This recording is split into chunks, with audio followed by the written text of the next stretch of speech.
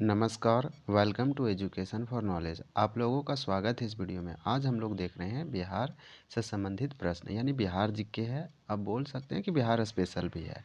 तो बिहार स्पेशल में हम लोग यहाँ पे जो प्रैक्टिस सेट चला रहे हैं वह आज है प्रैक्टिस सेट 3, यानी इससे पहले प्रैक्टिस सेट 1 और प्रैक्टिस सेट 2 और हम लोग 3 नहीं देखे हैं। आज हम लोग 3 देखेंगे, यानी 1 2 हम लोग देख चुके हैं।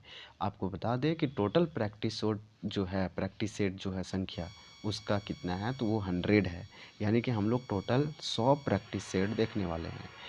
100 प्रैक्टिस सेट देखेंगे। एक प्रैक्टिस सेट में टोटल 20 क्वेश्चंस है, यानी 20 क्वेश्चंस है और 20 क्वेश्चन एक सेट में है और टोटल जो सेट की संख्या है वो 100 है। तो सारे इंपॉर्टेंट है, प्रीवियस ईयर क्वेश्चन है। ये प्रैक्टिस सेट बहुत इंपॉर्टेंट हो करेगा कोई भी एग्जाम, यानी कि आप बिहार में कोई भी एग्ज़ाम तैयारी करते हैं, जैसे में आप बीपीएससी का तैयारी कर रहे हैं 70 फर्स्ट, इसी प्रकार से अगर आप बिहार एसआई पुलिस, इसी प्रकार से आप बिहार शिक्षक का भी कर रहे हैं तो उसके लिए भी यह वीडियो इंपॉर्टेंट होगा।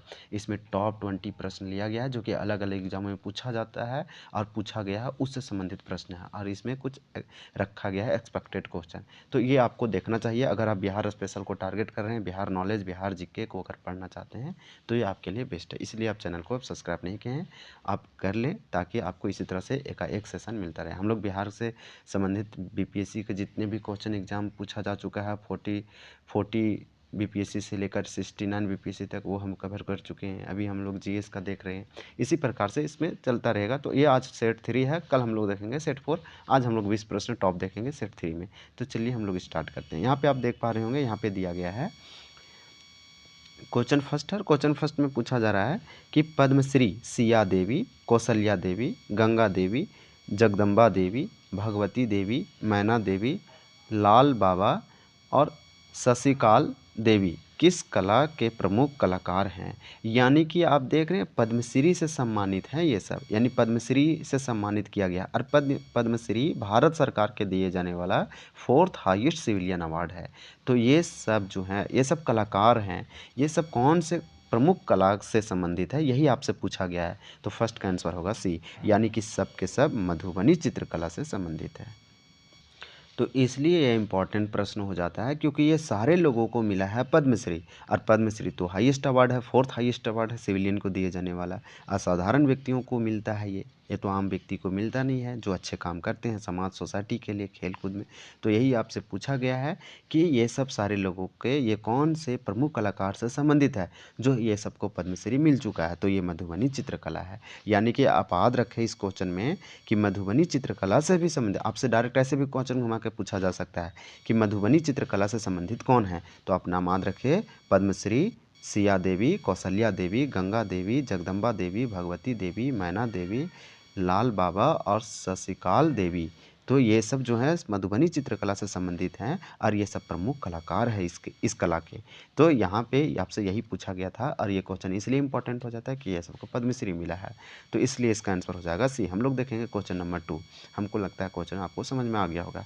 क्वेश्चन नंबर 2 में दिया गया है बिहार के किस कलाकार के चित्रों की प्रदर्शनी जापान में लग चुकी है।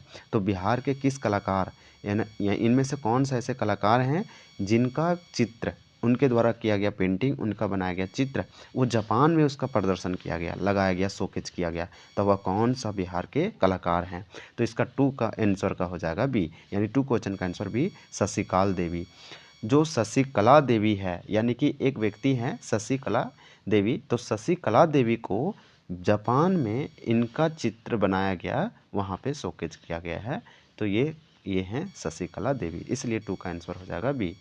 क्वेश्चन नंबर 3 है और 3 में दिया गया है बिहार की राजकीय मछली किस मछली को घोषित किया गया है। तो ये देखिए सारे इंपॉर्टेंट प्रश्न हैं जो इजी है, लेकिन आप रिवीजन नहीं कीजिएगा तो आपसे गलत हो सकता है, इसलिए आपको करना ज़रूरी है। तो बिहार की राजकीय मछली किस मछली को घोषित किया गया है। तो 3 का आंसर हो जाएगा डी, मंगूर। यानी कि बिहार का जो राजकीय स्टेट फिश जो है वो मंगूर है, इसी को घोषित किया गया है। अगर आप स्टूडेंट कोई भी एग्ज़ाम का तैयारी कर रहे हैं तो उसके लिए वीडियो इम्पॉर्टेंट होगा, अगर आप खास करके आप बिहार में कोई एग्ज़ाम को टारगेट कर रहे हैं तो।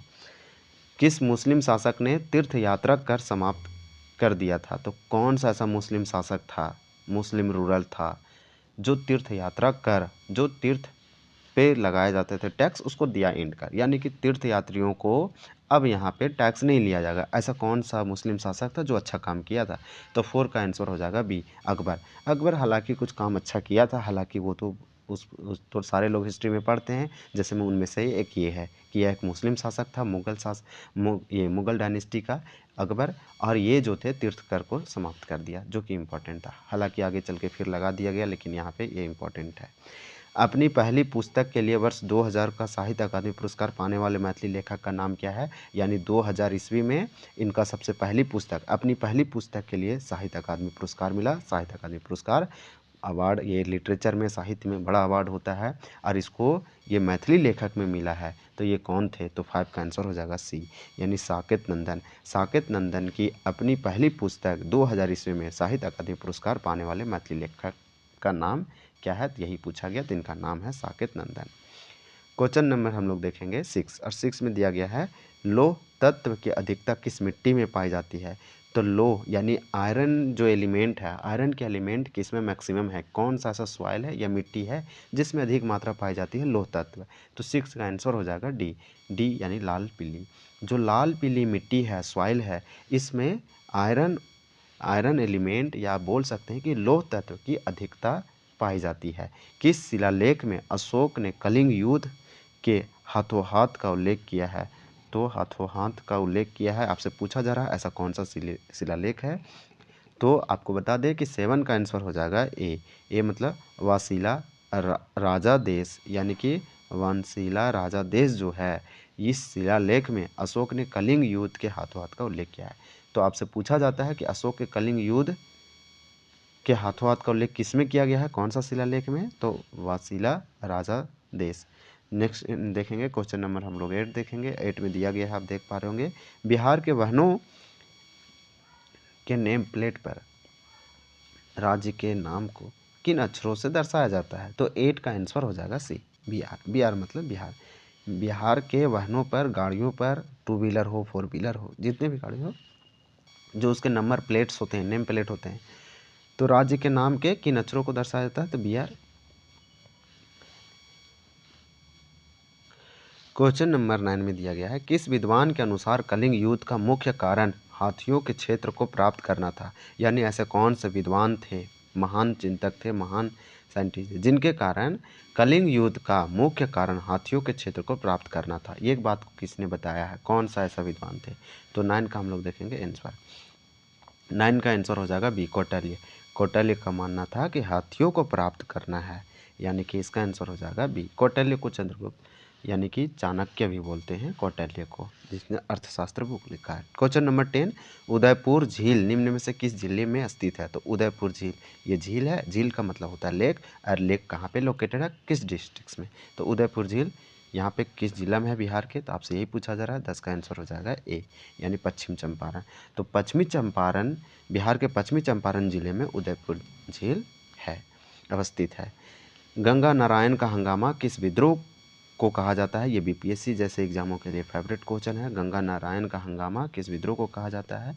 11 का आंसर हो जाएगा बी, भूमिज विद्रोह। यानी गंगा नारायण का हंगामा को यहाँ पे भूमिज विद्रोह को कहा जाता है। क्यों कहा जाता है? तो भूमिज विद्रोह का जो नेतृत्व करता थे, भूमिज विद्रोह को जो यहाँ पे किए थे लीड, वो थे गंगा नारायण, उनका नाम ही था गंगा नारायण। इसलिए अंग्रेजों ने भूमिज विद्रोह के जो नेतृत्व करता थे गंगा नारायण, इसलिए उनको इस विद्रोह को बोला गंगा नारायण का हंगामा है। सिंपल बोला कि गंगा नारायण का हंगामा है, लेकिन ये हालांकि विद्रोह था भूमिज विद्रोह। तो आप याद रखें, ये विद्रोह हुआ था 1832 से 33 ईस्वी में। 1832 से 33 ईस्वी में हुआ था, झारखंड और बिहार के इलाके में, तो झारखंड साथ ही था। नेक्स्ट देखेंगे, बिहार एवं पशु विज्ञान विश्वविद्यालय विधेयक 2016 किस वित्तीय वर्ष में अधिसूचित किया गया? तो ये सिंपल क्वेश्चन है, ये उस समय के लिए करंट अफेयर में ज़्यादा इंपॉर्टेंट क्वेश्चन था। तो 12 का आंसर हो जाएगा बी, यानी 2016-17 वित्तीय वर्ष में। प्रिंस ऑफ वेल्स किस वर्ष पटना आए थे? ये इंपॉर्टेंट क्वेश्चन है। जब ये आए थे तो पटना में हड़ताल किया गया था, हालांकि और कहीं कहीं इलाकों में किया गया था। तो प्रिंस ऑफ वेल्स जो ब्रिटेन से आए थे पटना, वो कब आए थे? तो यहाँ पे 13 का आंसर हो जाएगा सी। 1921 में आए थे। ये 1921 में आए थे, उसमें पटना में पूरा हड़ताल की गई थी। संथाल परगना जिले की स्थापना कब की गई थी? ये बहुत इंपॉर्टेंट क्वेश्चन है। ऐसे क्वेश्चन को आप स्किप ना करें, कोई भी एग्जाम में पूछा जा सकता है, वह एग्जाम बड़ा हो या छोटा हो। संथाल परगना जिले की स्थापना कब की गई थी? तो यहाँ 14 का आंसर जो है वह हो जाएगा बी, यानी कि 1856 में। संथाल परगना जिला जो है ये 1856 में स्थापना किया गया था। अभी संथाल परगना एक प्रमंडल बन गया है झारखंड राज्य में, और इसके अंतर्गत 6-7 जिले हैं, यानी कम से कम 6 जिले हैं। तो आप याद रखना है। और प्रिंस ऑफ वेल्स 1921 में आए थे। क्वेश्चन नंबर 15 दिया गया है। 15 में पूछा जा रहा है कि रॉबर्ट क्लाइव ने किस भारतीय को बिहार का नायब दीवान नियुक्त किया था? तो रॉबर्ट क्लाइव ने किस भारतीय को बिहार का नायब दीवान नियुक्त किया था? तो 15 का आंसर हो जाएगा ए, सिताब राय को। ये एक भारतीय थे और बिहार का नवाब नियुक्त किया था सिताब राय को। क्वेश्चन नंबर 16 और 16 में नेपाल और भारत में 1959 ईस्वी में किस परियोजना के लिए समझौता हुआ था? तो नेपाल और भारत में 1959 में किस परियोजना के लिए समझौता हुआ था? तो 16 का आंसर हो जाएगा बी, गंडक के लिए। तो यहाँ गंडक रिवर यानी बिहार का एक प्रमुख रिवर है, इसलिए एक क्वेश्चन इंपॉर्टेंट हो जाता है। किस परियोजना के तहत हनुमान नगर अवरोधक बांध बनाया गया? तो किस परियोजना के तहत एक अवरोधक बांध है जिसका नाम है हनुमान नगर अवरोधक बांध? तो 17 का आंसर हो जाएगा सी, कोसी। कोसी आप जानते हैं, ये कोसी बिहार का शोक है, बहुत विचलित करती है, बाढ़ लाती है अपने साथ। ये क्वेश्चन नंबर हम लोग का 17। अब लोग हम क्वेश्चन नंबर देखेंगे 18 में। आप देख पा रहे होंगे क्वेश्चन में दिया गया है श्वेतपुर, कोटीग्राम, कुशपल्लव, विशालनी नगरी, तो विशाला नगरी आदि के नाम से किस पाषाण स्थल को जाना जाता है? तो ये सब इम्पॉर्टेंट है, ये सब पूछा जा सकता है, हिस्ट्री का है। तो 18 का आंसर हो जाएगा ए, यानी चेचर। क्वेश्चन नंबर हम लोग देखेंगे 19 में दिया है बिहार पृथ्वी दिवस कब मनाया जाता है? सिंपल क्वेश्चन है, यानी कि बिहार अर्थ डे कब मनाता है? तो बिहार पृथ्वी दिवस, बिहार अर्थ डे कब सेलिब्रेट किया जाता है? तो ये इसका आंसर 9 अगस्त। 9 अगस्त को एवरी ईयर बिहार पृथ्वी दिवस मनाया जाता है।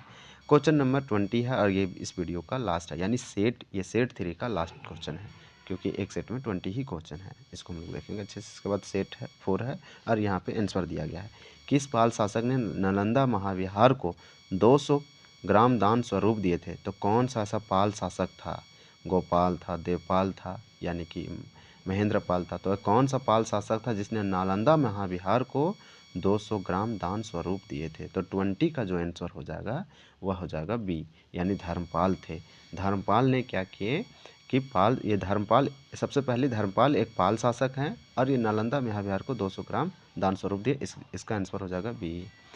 आपको कमेंट करके बताना है कि यहाँ पे जो पाल डायनेस्टी था इसके स्थापना किसने किया था। अगर इसी प्रकार से ये सेट कंप्लीट हो जाता है, हम लोग देखेंगे 4 सेट अगले दिन। अगर वीडियो पसंद आया है तो आप ज़रूर चैनल को सब्सक्राइब करें। Thank you for watching this video.